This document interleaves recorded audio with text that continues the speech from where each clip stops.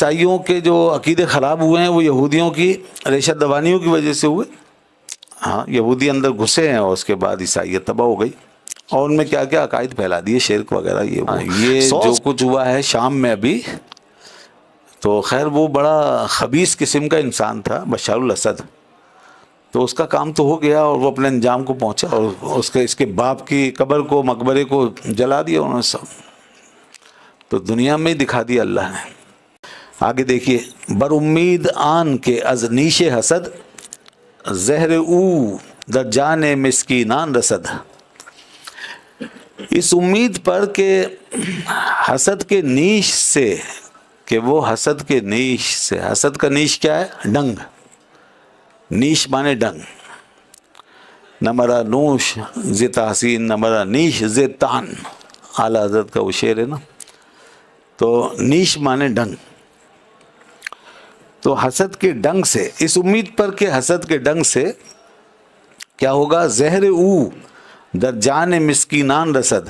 اس کا زہر، اس کا یعنی وزیر کا جو زہر ہے، تو جو حسد کی وجہ سے اس نے اپنے پیدا کر لیا ہے، اس کا زہر یہ مسکین قسم کے بیچارے نصارہ، ان کی جان کے اندر پہنچ جائے گا. یہ حسد کے ڈھنگ سے اپنا زہر ان کی جان میں پہنچا دے گا. یہ وہ امید رکھ کے اب چل رہا تھا اور اپنی کارروائیاں کرتا جا رہا تھا کہ میرے دل میں اندر جو حسد ہے، اس کا اب یہ ڈنگ جو ہے زہر چھوڑے گا اور یہ زہر ان کی جانوں میں داخل ہوگا، یعنی نقصان پہنچے گا اور ان کا دین ایمان خراب ہوگا. یہی منصوبہ تھا. ان کا دین ایمان خراب کر دوں گا میں، ان کو شک شبہ میں مبتلا کر دوں گا. اور ہوا بھی یہی. دیکھیں واقعہ بھی یہی ہے کہ عیسائیوں کے جو عقیدے خراب ہوئے ہیں وہ یہودیوں کی ریشہ دوانیوں کی وجہ سے ہوئے. ہاں یہودی اندر گھسے ہیں اور اس کے بعد عیسائیت تباہ ہو گئی اور ان میں کیا کیا عقائد پھیلا دیے، شرک وغیرہ یہ وہ. 100 سال بھی نہیں گزرے تھے حضرت مسیح علیہ السلام کو اور یہودیوں نے اپنا کام دکھا دیا تھا. اور آج بھی جو بڑے بڑے پوپس بیٹھے ہوئے ہیں ویٹیکن سٹی میں، اس میں کتنے یہودی ہیں. پہلے بھی بڑے بڑے جو پاپا اعظم جس کو کہتے ہیں، وہ تو یہودی ہو کے چلے گئے، اور کتنے جو نیچے ہوتے ہیں ان کے ماتحت وہ. تو اس طرح یہ ان کے سسٹم میں گھسے ہوئے ہیں پوری طرح. تو یہودیوں نے دنیا کے مذاہب کو تباہ کیا، عیسائیوں کو تباہ کیا، اور پھر ہمیں بھی اب تک جو نقصان پہنچا ہے عالم اسلام کو، اس میں یہودیوں کا بڑا کردار ہے اور آج تک ہم دیکھ رہے ہیں اس کو. چانچہ آپ دیکھیں ان کی جو تحریکیں جو برسر زمین ہے وہ تو ہیں ہی، اور جو انڈر گراؤنڈ کام ہو رہا ہے وہ اور زیادہ خطرناک ہے.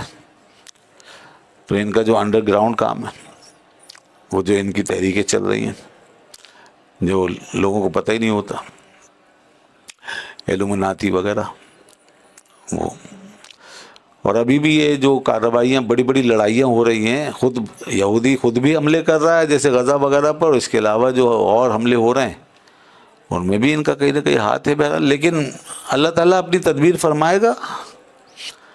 ہاں یہ جو کچھ ہوا ہے شام میں ابھی، تو خیر وہ بڑا خبیث قسم کا انسان تھا بشار الاسد، تو اس کا کام تو ہو گیا اور وہ اپنے انجام کو پہنچا. اور اللہ کی شان ہے وہ کس کے ذریعے سے کس کو لاتا ہے، کس کو جو ہے لے جاتا ہے.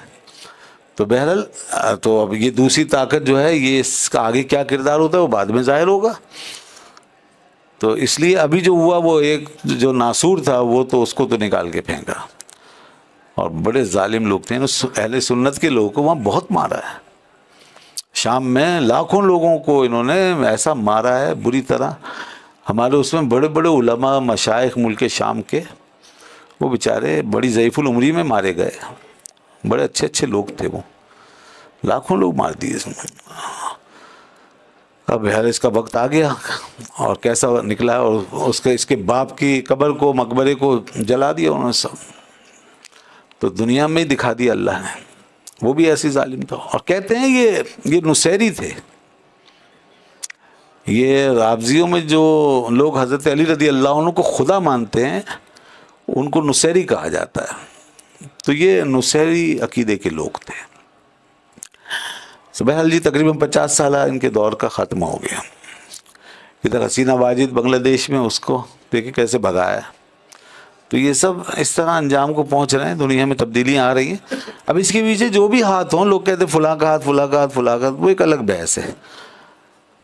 بظاہر تبدیلی آ رہی ہے، اور آگے ضروری نہیں ہے کہ پوری تبدیلی کسی کے کنٹرول میں ہو.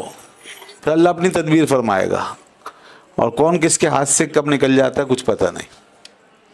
دیا تو بہرحال یہودی اپنی پلاننگ کر رہے ہیں، اور وہ دنیا میں اس وقت ہر بڑی تبدیلی کے پیچھے نظر آ رہے ہیں.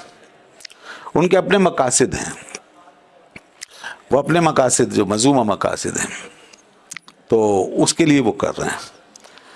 تو یہاں بھی یہی بتایا گیا کہ اس نے یہ سمجھا اور یہ امید رکھی کہ میرا زہر ان مسکینوں کے اندر جائے گا اور اپنا کام دکھائے گا. پھر